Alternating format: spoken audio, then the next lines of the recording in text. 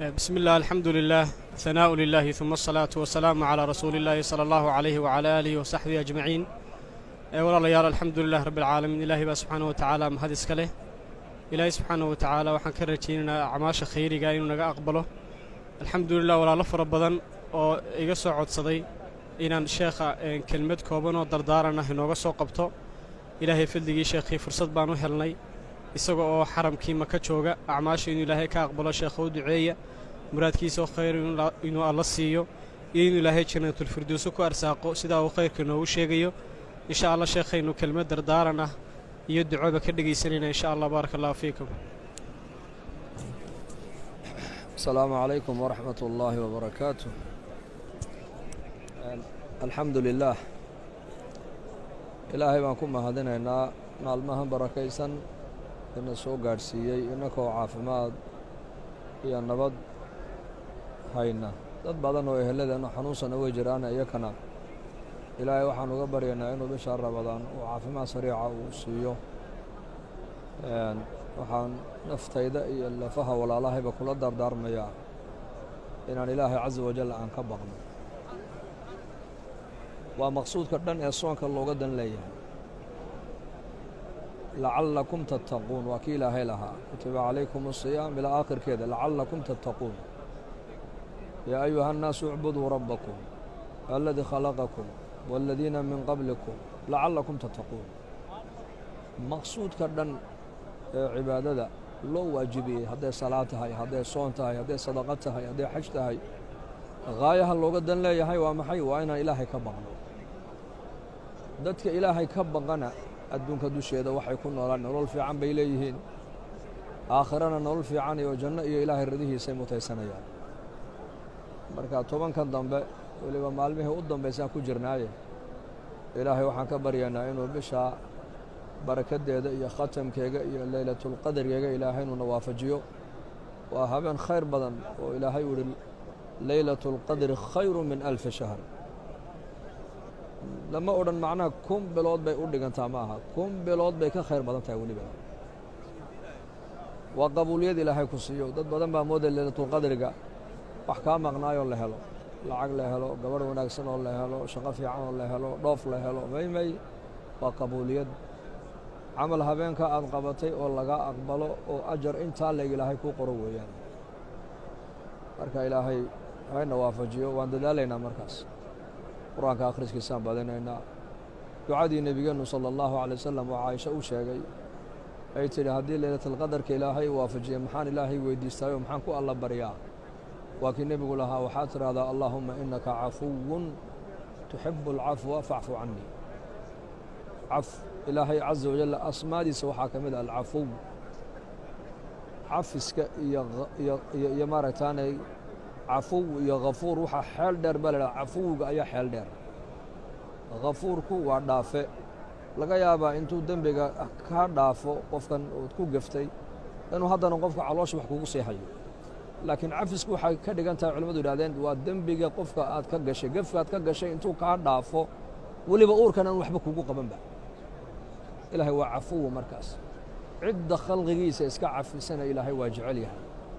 ilaahay waa ghafuur. cidda sifada ku sifowday adoomaha dhibka iyo gafka u geystaan iska dhaaftana ilaahay waa jecel yahay. ilaahay waa xaliim, waa dulqaad badan oo dulqaadkiisana adduunka ku dul joognaa. cidda maaragtaan ee adoomaha dhibka ka soo gaadha iska dulqaadatana ilaahay waa jecel yahay. ilaahay waa kariim, waa deeqsi oo waxaa khalaa'iqa adduunyada joogto oo dhan baahidooda isagaa daboolaya ko aanan weydiisan baahidooda daboolaa. cidda sifada ku sifowda ee wixii ilaahay uu nicmad uu siiyey iyaka dhaafsan khalqiga ilaahay wax ku tarayana ilaahay waa jecel yahay. marka sifaadkaasa ilaahay nagula tacaamulayaaye insha Allah cafiskan ilaahay han weydiisanno, aanan toobad keenno. nolosheenana maaragtaan bisha Ramadaan saameyn ha ku reebto oo waxa weeye noloshaasi waa madrasad ku soo martay. madrasadda qof walba ka faa'iideyso oo waxaad ka faa'iideysataa ha noqoto maaragtaan waa taqwad. laba soon waa soon yar iyo soon weyn. bisha Ramadaan oo maalinkeega baadkee biyaha laga soomay oo ridaada laga soomo waa soonkii yaraa. laakiin soonka weyn waa maxay? waa noloshaada oo dhan oo wixii muharramaada ilaahay uu ka xarimay oo dhan aad ka soonto. taasaa markaa bisha Ramadaan laga dhaxlaa. marka aan isku soo ducayno, aan iscafino, aan isaamaxno. ummaddana si gaar ah ugu ducayno caam ahaana muslimiinta aan u wada ducayno gaaladana intii ilaahay hidaayadda uu qadarena allaha soo hadeeyo wixii islaamka dhibkula soo maqana dhibta gudahooga allaha ku celiyo dadkeenna af soomaaliga ku hadlana waddankii soomaaliyana ha loo duceeyo waddannadeennana ilaahay inuu dhibaatada iyo abaaraha inaga faydana insha allah hanu wada ducayno muslimiintu waa kaljasadi alwaaxid buu nebigu ida ishtakaa minhu cudwun tadaacaa lahu saa'iru اljasadi biالsahri wاlxuma muslimiinta markuu nebigu sheegay mu'miniinta say iskugu damqanayaan iskugu naxariisanayaan iskugu dhibrinayaan waa jidh keliyu nebigu ka soo qaaday inay yihiin jidhkaa keliya xubin hadday qofka xanuunaysa habeenka allah uma seexanayo boqcad adduunyada ka mida dad muslimiina ay ku nool yihiin ama abaari la soo daristay ama masiibo kale ay la soo daristay ama colaad dhexdooda ay ka taagan tahay waa in muslimiinta kale adduunka jooga maaragtaane ay u muruwadaan oo u duceeyaan oo u nasteexeeyaan